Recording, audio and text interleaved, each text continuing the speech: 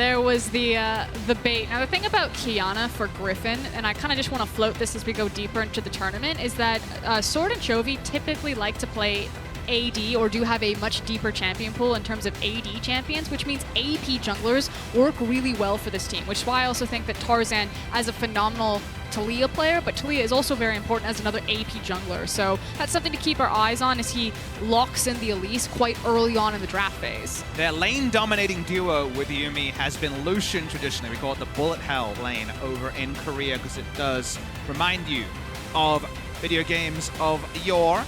They are hovering over and they're actually going to just go to the Garen. They could have had the Ezreal, could have had the Lucian. Could have had some fun.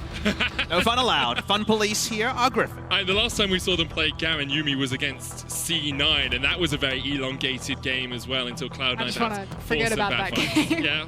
We'll see what Griffin decides to do with Garen Yuumi in the bottom lane. I expect they'll decide to do not too much and just constantly poke this Rakan and Xayah whenever they can. It usually does herald a topside focus from the jungler because Garen Yuumi, after the first few levels, are pretty impervious to damage. So we'll see if we'll see some spicy topside picks as a reward. Qiyana falling very deep into the pick ban phase so far. Priority has gone down, but will be banned here by Hong Kong Attitude. We are starting to see a little bit of a split. Qiyana also didn't have priority in FPX's game, so it feels like a lot of these Eastern teams aren't valuing Qiyana to the same degree that the Western teams are. And as we continue to go further into the tournament, that could be a break point as we enter knockout stage.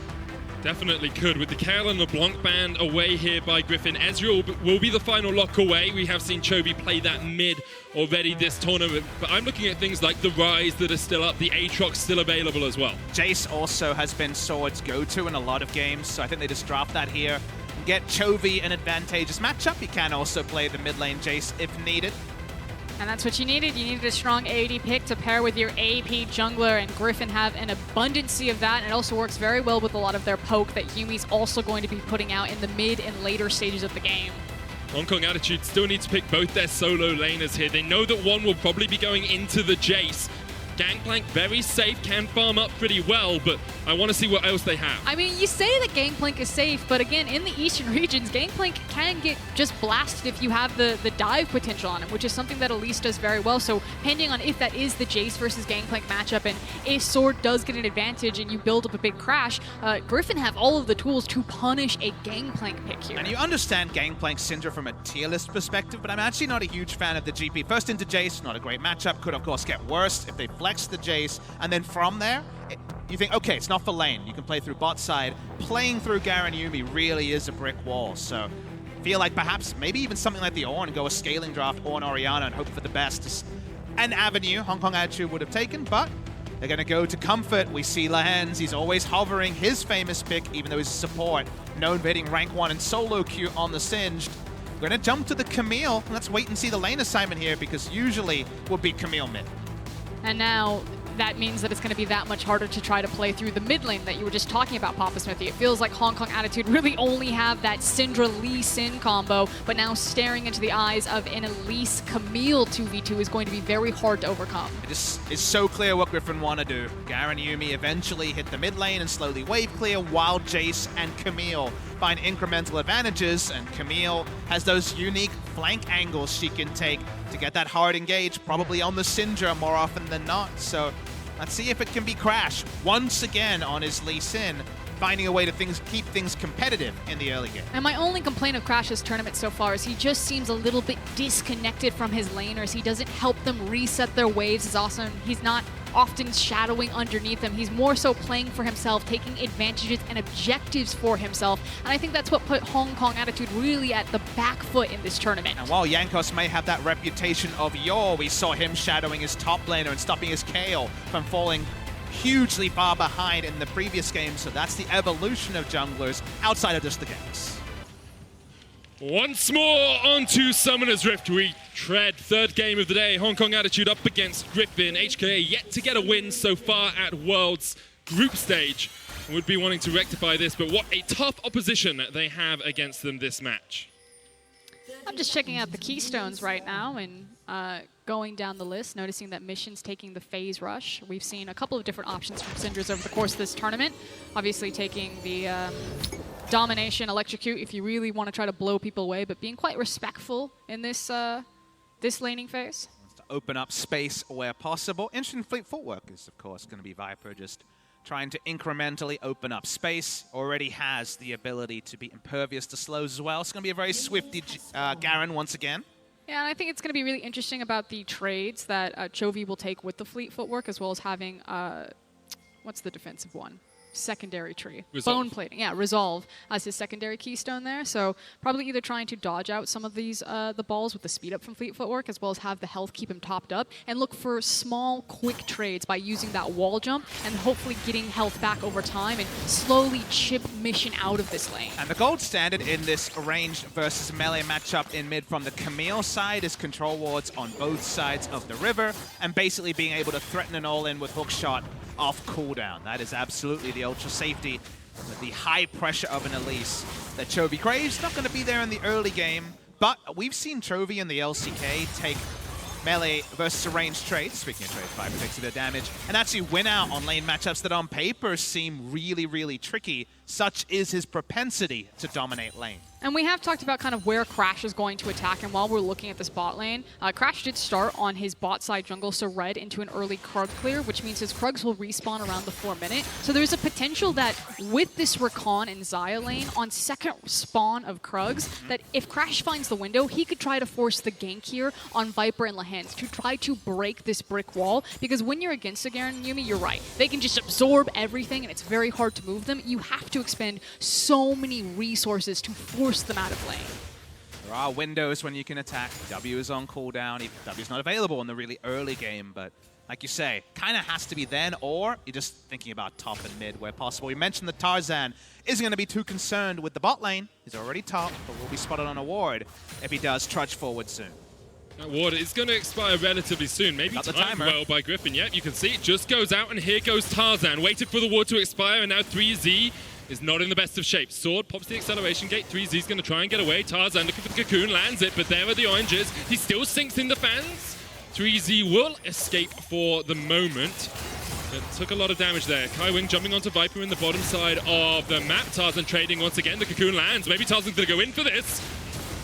Ooh. Flash away from 3Z, just about escapes. Yeah, if that had connected, 100% Tarzan was going to flash and try to find the execute right there, but they get what they came for, and they forced the flash off of 3Z. We talked about in Champion Select, it is quite risky picking Gangplank. Yeah, he's considered safe, but some regions don't think so, and that you can punish this Gangplank. We didn't see the early moments of Crash's entrance to the top side. I assume it was to allow for the push, but ended up being greedy and losing a summoner. Tarzan's back. Needs to show himself topside just in case Lee Sin has gone for an extended camp and to get his top laner the preferential recall. Means that Sword can go back and not have to burn his teleport to get back into the lane, which opens up a wealth of opportunities for Griffin as the game does develop. It also now puts a massive target on 3Z, not having access to his flash or his TP. That means if he does fall and it is a big wave buildup by Sword, it's going to be that much more punishing. So talking about, again, the potential opportunities that either team have, it's the potential bot lane gank for Crash on second rotation of Krugs, and it's the top lane punishment, as you can see that Tarzan's actually looking to slip in underneath here. And to your point, Medic, we got to teleport straight back to lane by Sword. You might say, okay, why? You know, why did it go against the caster's expectation? It's because all the camps on the map for the Elise are bot side, so Elise's natural path would be to go down. Instead, looking for a gank anyway, with the lane state starting to push towards Sword. Repel up from Tarzan, 3Z knocked back. Great little flash in there by Sword, and now 3Z's on the wrong side of this lane. Managing to survive for the moment. Tarzan sticking down. 3Z first blood in the 2v1. He gets under the tower. 3Z has carried his performance against G2L. He takes them down. You do not fight 3Z in his lane. And sit down, Griffin, because Hong Kong Attitude are here to play. 3Z, very streaky player, but he is having a hot hand today. You thought for sure that was going to be Griffin's kill. It's an absolute tilter for the side of Griffin. Not often do they lose the mechanics check, but they definitely do in that particular arena. See from the replay, it just seemed like you say, Frost, that 3Z had accepted his fate. Not at all. And he burnt so much for that as well. We thought after Sword flash forward, knocked 3Z back onto the wrong side of the lane. It would have been Griffin's kill. Crash now in the middle lane, has been spotted out on a ward as Mission pushes out the lane. But this is a great early start for Hong Kong Attitude. 1,000 gold ahead.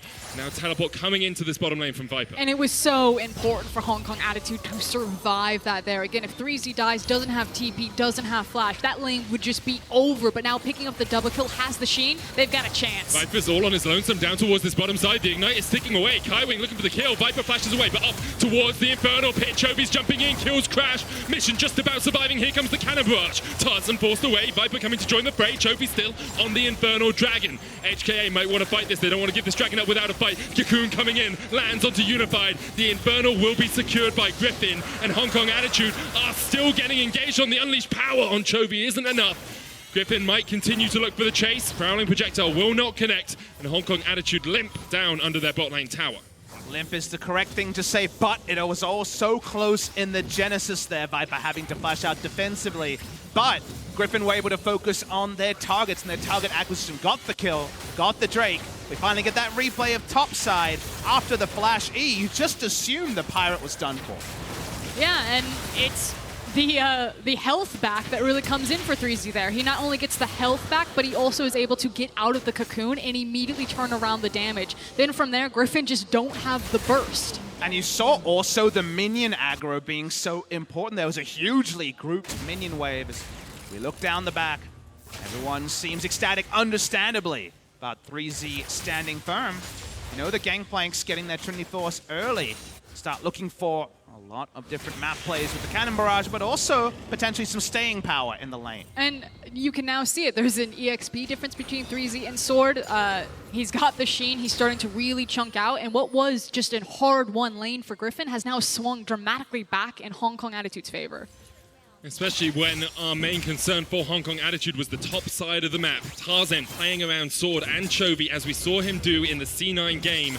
Having a start like this is very instrumental for them. However, they are still only 200 gold ahead, and you do have Viper and Lehends scaling up on this bot lane Garen Yuumi combination. You still have Chovy, who's a kill ahead and farm ahead in the mid lane. Griffin still have all the tools they want. They've just been put back a little bit on the clock. Exactly. The clock will probably need to read 2 items for Chovy to get the flexible lane assignments they want. Crash being shadowed here by Tarzan. Good little jump away. Tarzan will clear out the ward that Crash used to safeguard too. And the big difference there, the fact that Chovy was first to rotate up into the river, meaning that Crash just got the hell out of there. That was a 3v2 situation that Hong Kong Attitude did not want to take.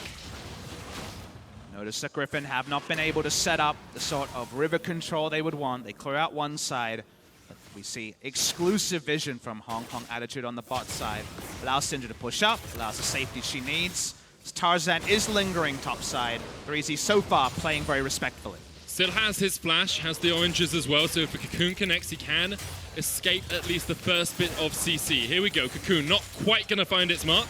3Z won't get the barrel combo, and so he is just back underneath his tower. But look at that, he has a 500 gold lead over anyone in the game. And if you look to where Sword is sitting, he's 1,200 gold ahead. And I feel like we should be learning something that may actually apply to the future game between Griffin and G2, and that's that these all-in topside players, spot side. Final chapter used here, the quickness will come out. Kaiwing, the Master Injustice is not enough damage. Viper's still very tanky here. Unified just trying to lock him in place. But the topside plays twice now have really let down Griffin. You remember the Talia topside, trying to get the Renekton an advantage from Sword. And now, multiple visits from Tarzan, actually accelerating the demise of Sword rather than being trades up. But I would like to see Hong Kong now spread this advantage over the rest of the map. You have access to 3Z and his ultimate here, and you also have TP on Xayah. And I actually think they're rotating her up for a very early Rift Herald. I was curious if they were going to pull the trigger on teleporting back down bottom and then trying to rush Crash down there. But I think they feel that they've missed their window on Viper and Lehends, and instead Hong Kong Attitude are going for Herald. And I'm a huge fan of the Herald now because Chovy's cooped up in lane with a whole lot of nothing. Some swords, some blades, but no first completed items. So he's not going to be ferocious in this play. Get there just as it spawns. Chovy's recalling, but no teleport on Chovy. Viper is on his way towards this as well, though. So Hong Kong Attitude will start it up.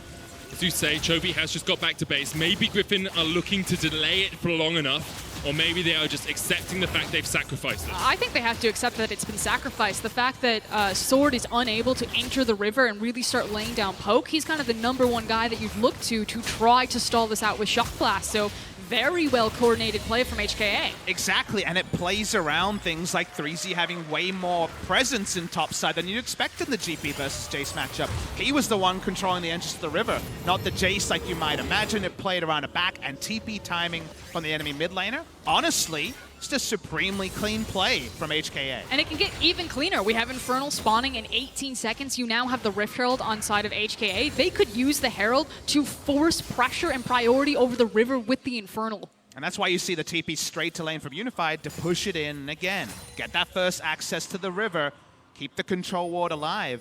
Things really coming together, and yeah, absolutely. A Herald charge would mean basically a free Infernal.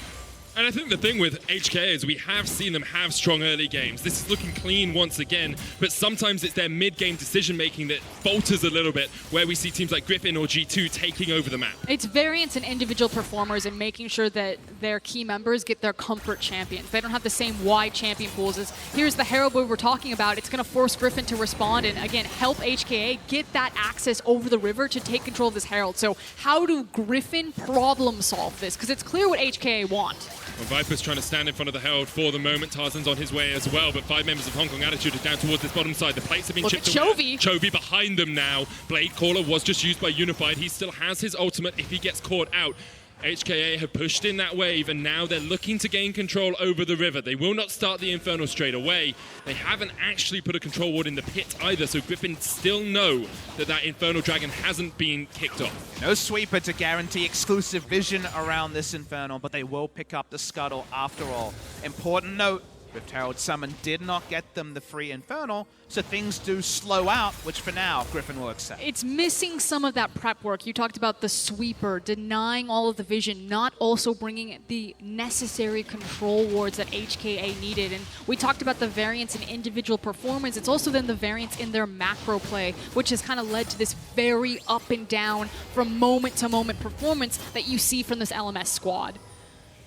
Currently sitting on about a 9 CS lead in the top lane. Bot lane is a little bit harder to judge. You kind of have to add Vipers and Lehends' farm together.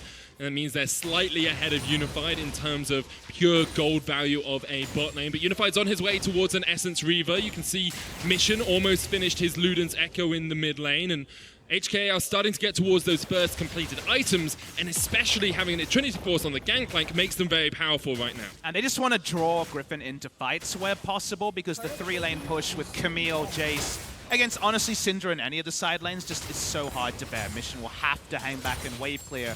And honestly, the same will be true if Chovy gets a big enough item total. Very hard to match as a GP. So with those things being considered, there is definitely good places to fight and good ways to play for HKA moving forward. Whereas for Griffin, they're waiting for those item completions to give them multiple map play options. So what is coming up next is we're drawing the battle lines for this Infernal Drake. You can see that everyone's kind of made their very quick backs. They've got their initial itemization. Sword now completing the Ghost Blade on the top side of the map. And everyone's going to be playing rush or defense around this. Tarzan's very quickly clearing out his red side jungle while his bot lane has priority here, and he feels like he has that small window that he can play topside. And Chovy also then cheating down into bot river to just kind of sit on top of the Infernal. They're trying to buy enough time to get everyone back, get these items, because Griffin want to fight for this. They do not want this to go quietly in the night. But they do need to back for things like control wards. The only one in the inventory just picked up by Elise on the last back. There was a vision advantage in the inventories for HKA, so that's why you had to make those vision missions from the bot side. But you just have to think how dangerous this is going to be if they don't force out the Gangplank ultimate. Super dangerous fight from Sword. But what Sword needs to do is get the GP ult, because playing cross map like this, like he just lost out, but if he can get that ultimate, it makes approaching this Infernal that much safer for Griffin. I think that's exactly what he wanted. He needs GP ultimate to be used not for this fight. Just he needs to be really careful that he doesn't overextend into the fight and then die because he's trying to look for that GP ult. It's those trades. Look, he's flanking him. Affect the other side of the map. Frank coming in with the teleport. Sword looking for the fight in the top lane, but 3Z is able to get out. And you can see what Griffin want to do. They're just not quite able to enact it. And Hong Kong Attitude are now looking for a fight in the bottom lane. Viper able to spin away that courage, the W, reducing the CC duration, meaning he's not locked up for long enough for the CC chain to come out from HKA. You were talking about the combat puzzle of how to move from here. The TP straight back to top suggests that Sword wants to push down the turret, and they're to some degree seeding the Infernal, but that still requires HKA to pull the trigger. They have a huge cooldown advantage, but right now, they may not have a top lane turret. It's actually just super fun mind games to watch how this top lane is impacting the rest of the map. Chovy just able to sidestep the Sonic Wave, and I agree with you there, Frost. It's not often you see the intricacies of the decision-making in such an obvious fashion. And we'll see now. Sword is coming down to join his team. 3Z still has Cannon Barrage, still has Teleport, so he can be in this fight. But because Sword burnt his Teleport to try and get top lane tower, we're going. he now can't fight for it. Oh, Chovy. On Chovy as he jumps in. The Hexagon Maiden's already been used. Kaiwing going to escape, but here's the TP from 3Z. The Blade Caller will pull them back. Look at the damage on Crash. He's already fallen. That's the jungler, but 3Z's in the fight. The most fed member of HKA looking for some damage, but can't quite find his connections. And now Griffin have control of the Infernal Dragon. That was actually just very beautiful to watch right there. Not just in the execution of when they finally did pull the trigger and go with Chovy's ultimate, but just kind of the whole events leading up to it. The fact that Sword was really trying to problem solve how he was going to deal with that Gangplank. He then had roam priority after he couldn't find the flank with the TP, shoved the lane in, was first to the rotation, and now pick up the Infernal. Just beautiful, Griffin. And you see the subtle differences between teleporting straight to top lane and apparently seeding an objective. If it was started straight away, TP disadvantage is clear. Or using that to push in, roam down, and it was actually being involved. You know, for example, he tanks a Scout of the Week. It's not actually a damage involvement, but it's a cooldown that isn't able to be used optimally for the side of HKA. Something's got to give. Elise goes down first, and it's that roam does get Sword and Griffin, the Infernals, top side. Oh, 3Z was greedy for this. Sword should be able to take him out. 3Z flashes away. Tarzan still on the chase. Tarzan has flash. Doesn't want to go for it because Mission has now come up from that mid lane. 3Z just able to survive. Guys, smurfing. Is he? Yeah, he's smurfing. Now Sword, he's overstayed. Dragon's Rage kick comes out. Sword brings down the ban hammer, but he's the one going to ban Prison. Back to the fountain, and Mission will take the first tower of the game. That's a guy who says he's smurfing, but we get to find out that he's not in this particular case. Goes down. Really nice team play to back up the cavalry there a couple of different ways for HKA.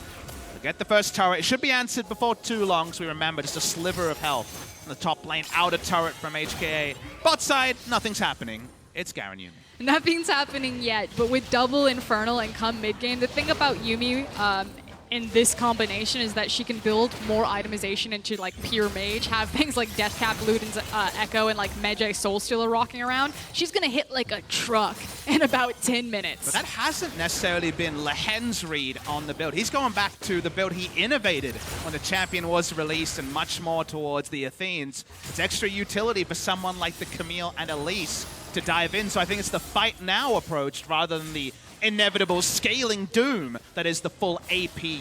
But take your superstar in Chovy and make him an unkillable god when you just stack a cat on her. I mean, I'm buying what you're selling. It sounds good to me. And Chovy sitting 1-0-1, almost at that Trinity Force has got a 25 farm lead in the mid lane. He's in a very powerful position, second most gold in the game. 3Z is still the person that Hong Kong Attitude will be looking to carry them through this game with his Trinity Force complete. But the question is, can he hold down Viper, Chovy, and Sword on the side of Griffin? I actually think it's just really hard for Gangplank to have the same amount of effectiveness against this composition from Griffin. When you think about kind of the late game Gangplank, you think about a rogue barrel that just kind of pops and deletes a team. You know, you got EDG pawn flashbacks before your eyes. But who is his real target here on this comp? You have a lot of range that you're dealing with, and then the melee champions that you can hit are mostly tanks. There's people you'd like to hit, but people you'll get to, not so much. Griffin trying to defend the mid lane outer. Accelerated shock blast will clear out some of the minions. Tarzan was stunned into the wall, but Griffin now with two members can just look for this bot lane turret. They have a 500 gold lead, their first tower of the game. Hong Kong Attitude not giving up the offensive that they have in this mid lane. Teleport coming in. from Viper. He'll join his team, but this tower's already almost fallen. They're able to defend it. There's the cannon barrage. Griffin trying to stand tall underneath this mid lane turret, but you can see Unify just chipping away at it. Final chapter coming out. Viper stepping forward. There's the Featherstorm. Shot blast from Sword. He's looking to jump in. Lehends already taken down Unified. A great scatter of the week. Chovy. But here comes Chovy. Hexa ultimatum. The shutdown on 3Z. And Griffin stand tall in front of their mid lane tower and do not let HKA take it down. Because one of the things that Griffin's composition is lacking is the innate wave clear, but something that it has in spades is all of that hard engage, and they're continuing to look for it here. Mission stuck underneath this turret. Kaiwing and Crash trying to help him out, but Chovy jumps in with a Hextech wall drive, and here comes the damage. Kaiwing taken out with a precision protocol. The unleashed power, not enough damage to kill off the Yuumi. The cat survives, Chovy's alive, and the tower will fall. Exactly, the brute strength of Griffin to turret dive, even with Sword up top lane basically the entire time. You were just speaking, Froskurinn, about the spacing, how you get access to the members of Griffin. Viper stands tall in the front, you can't get any damage on the backline. The moment that the final chapter started to find its targets, it was lights out for the side of HKA. And Viper just got Yuumi inside of him, and he's just driving it on HKA. Sets it up perfectly. He's the Malphite to an Orianna, right? He's just a frontliner that's actually opening up the utility from the Yuumi, and then it's lots of mobile melee champions closing the gap and not giving too many cares about the outer turret. And unfortunately, there's not a lot of way to disengage. As soon as Mission throws out the Scout of the Week and Crash doesn't have Dragon Rage Kick, you're just waiting for all of this constant dive pressure that's continuously charging at Hong Kong Attitude, and they just don't have an answer for all of it. Griffin just turned a screw this game. They pulled a trigger. It went from being seeming relatively close to a 4,000 difference. Triple Infernal, are you kidding me? Everything is coming up Griffin this match. Triple Infernal, of course, will help them out a huge amount. They have a 4,500 gold difference. You can see how quickly it's accelerated off just a couple of plays. I mean, Triple Infernal alone is that when Jayce hits you, if they get it, he's going to blow everyone up. Probably half health this Xayah, and then Chovy just has to land on her. It's not often that the bot laner is the only person who doesn't use the Infernal particularly well, but Garen is the only exception. There is 4 exceptional users here. We had a Triple Infernal lost from FPX earlier in the tournament. That was more of a mono threat comp. The threats here, they're all over the rift. Viper walks up. The Infernal goes down to Griffin. And there you see the strongest member of HKA in 3Z right there. We talked about it. When you think of a fed Gangplank, you think of that massive barrel damage. Well, he got the shot off, he got the barrel on Viper, and he just tickled him.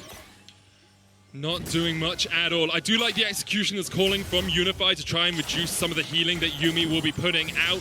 It feels like it's a long shot for them to be winning fights through that grievous wounds, but perhaps HKA need that to find a way back into one of these fights, because there's another shot blast for us. You talked about it. Half of Unify's health just gone in a second. They just all can walk up. Some comps have no one to walk up.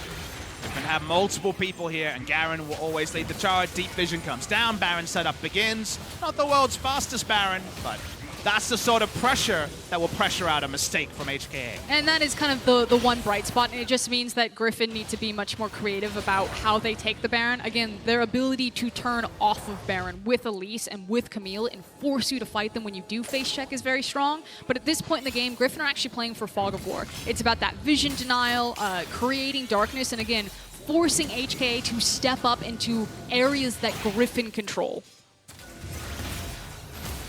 Right now, Griffin control pretty much everything. They tried to take away the blue buff. Mission was able to pick that one up for himself, but they've got the red now. Dark map. Incredibly dark map. Like, all the vision that HK have is in their own jungle, and it's defensive. And Griffin could be doing Baron right now. You have no idea if you're Hong Kong Attitude. You do know you have a bit more time before you check, because the Baron damage is, of course, on a much lower ebb, so you can just gauge Baron speed and give it a letter grade, in this case like a B-, C+. And you say, okay, you don't need to be 20 seconds early to this Baron. You can definitely give it a longer leash, so they do use the blue trinket after all. They get the confirmation. that no Baron start is happening.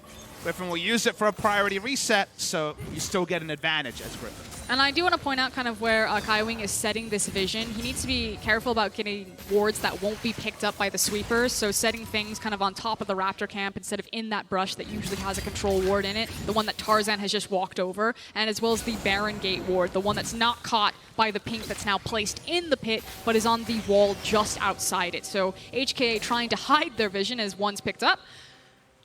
But what I'm taking away from this game, again, it feels like we're still building to the final game of the day, right? G2 versus Griffin, likely to decide first seed. And both Griffin and G2 now, if Griffin can close this game, have been able to do something that I think great teams can do. And it's when you fall behind, you keep it simple. You find a way to make the game about you rather than about the advantages that you've either lost or given over to the enemy. And suddenly, the big GP who was getting flashes out of a Jayce 1v1 really hasn't been something for us to discuss. He hasn't been able to find an impact. The map control has almost entirely been ceded, and it's like those moments never happened. Right now, Griffin just taken the control they've had in some of these team fights and pushed all the way into the HKA jungle. As you say, it's often we see teams fall behind and then flounder to find their way back in the game. If your game plan gets disrupted, you just can't work out the Rubik's Cube. You can't work out the puzzle that you have to solve. Griffin here have shown us just how easily they can solve some of these issues. But they are trying to figure out how to solve this last Baron one. Papasmithy keeps talking about how it is going to be a relatively slow Baron, and it also goes back to Lehends' build. You know, we've seen other Garen Yuumis that when they have kind of the full AP Yuumi, that they themselves are able to kind of shepherd teams away from the Baron. But definitely being clear here for us, we actually use the teleport from Jayce to try to force something. Yeah, but because it's more of this like Super Saiyan Yuumi where you stack her on top of someone like Chovy and make him a god, Griffin are actually much more beholden to getting a fight in front of the Baron, creating that fog of war, and again, getting HKA to face check into them. And my mistake, it was TP from the Garen. Still, all about the Baron. We see some skill shots through the fog of war. We know it started. Sword was just in the bottom lane. You can see HKA realize they have to check 6,000 HP on the Baron, going down perhaps quicker than HKA thought it would. The teleport coming in now by Sword. Look at Viper. How do you get anywhere near this? The final chapter comes out. Viper's just going to 1v4. Look at the damage coming out from him and Kaiwing, from Lehends, sorry. They just ripped through them. That's just done. There's nothing you can do at all as Hong Kong attitude. The Baron falls. Viper and Lehends shred through you. Sword's there to lend a helping hand. But the Garen and the Yuumi are just demolishing HKA. Okay, misspoke. Didn't think that Yuumi would hit that hard, but with triple Infernal and 10k gold, didn't matter. It was like a 1.5 versus 5 there by the Garen, getting a bit of help by the Catbook, and suddenly the game is just hell in a handbag here for HKA. They've got control of nothing. They just can't do anything about that. That was actually surprising just how dominant that performance from Viper and Lehends was. They break through the mid lane inhib. Top lane will be the target next. Chovy, Tarzan and Sword were like, cool, we just take the Baron. That's all we really needed to do. In mid lane inhibs down, in top lane inhibitor tower has fallen. HKA now 11,500 gold behind, and they're looking at it and wondering where on earth this game went. All the difficult bits of trying to siege down turrets with a Garen have now been just completely thrown to the wayside. They've broken the base in a couple of different spots. Going to be a lovely shopping trip. 006 the Garen after this play. Again, he runs in, and 4 people are just dead. That was like some Beyblade action. Man. Wow. Just sitting, spinning in the middle of all of it. I mean, I've watched Garen with Morello Nomicon in TFT, but I didn't realize they'd moved it over to League of Legends as well. That was definitely a TFT Garen right there. Yeah, pretty much. Okay, so now Griffin with an 11,000 gold lead, you can see. Sword did help out with a couple of those accelerated shock blasts, but Lehends really the main damage source for a lot of that fight. Hong Kong attitude now coming down towards this bottom side, realizing it's their last outer turret that remains, but Griffin still have 1 minute 40 seconds on this Baron with which to push on in, and we're yet to even hit the 30-minute mark. 3 completed items on Chovy. Sword has his lethality build well and truly online, and you have a Medjay's on Lehends. That Death Note currently has 10 pages. I'm sure he'll be looking to add 5 more for all the members of HKA. It is last call for HKA. They need to dig deep and draw the battle lines here because their base is quickly evaporating. I'm not sure where they're digging to with their attempts to shovel themselves out of this game, perhaps just hoping that Griffin end it forthwith, because now that bottom lane inhibitor has gone down, top lane will be short to follow, and with Baron up, super minions coming in. You have to feel like it's all about mission, flashes away. Griffin look towards the Nexus towers, and this should be it. Looking for the close here. Jayce can walk up and nuke turrets with the 3 Infernos. Hard engage. There we go. Kaiwing trying to jump in, but look at the damage from Chovy on mission on the backline. The Hexagon ultimatum coming out as well. Griffin continues to dive under the Nexus towers, and yet to have one of their players die. Chovy's going to back away. The repel comes up from Tarzan, but what comes up must come down. Tarzan rejoins the fight, spinning to win on the backline. Griffin take the Nexus, and they go to 4-1 in Group A. And let's be frank, these last 2 games have felt like the appetizer. We're now looking at the main course. You have a G2, very standard, very controlled, very scary, and a Griffin, now invigorated in this week 2 of the group stage, looking very terrifying. Those whispers, that Griffin that you were talking about, Papasmithy. And I am just so excited to see these squads clash again at the end of the day. Again, during spring season, I was looking forward and saying, yep, spring season is nice, but G2 versus Griffin in a best of 5 is everything I want and more. It's only a single best of 1, but finally Griffin is showing echoes of the team that they were in 2018 and especially in 2019 spring. It wasn't a fast game, again, based on old metrics, but the speed at which it was about a GP double kill into Griffin looking unassailable was scary, because it crept up on you, just like the 1.5 plus Jayce that ripped through HKA. Yeah, huge credit has to go to 3Z and Hong Kong Attitude right there. That was an incredible performance. As we take another look at some of the highlights in particular, I feel like the straw that broke the camel's back here with this Baron call and just the 2v1, 2v5. Just let her rip right through the back line. Lehends revs up Viper, and Viper goes spinning through the entirety of Hong Kong Attitude. And let's appreciate that Griffin showed nothing new in this victory. They played Garen before. The Jayce and the Camille are very standard duo lanes for them. First round AP jungler, fill in with some strong AD laners, and say eventual 30-minute odd victory for Griffin. Do you think we get something new for G2 versus Griffin? Do you think that's when the spiciness comes out? Honestly, I think both teams have been holding back today, so that's exactly where, with so much on the line, we might get the fun. Of course, we still have a couple more games before that. G2 could make it a lot easier on themselves by beating Cloud9, meaning if they lost to Griffin, we'd only have a tiebreaker. But on the other side of the break, we're going to hear from Griffin's mid laner before G2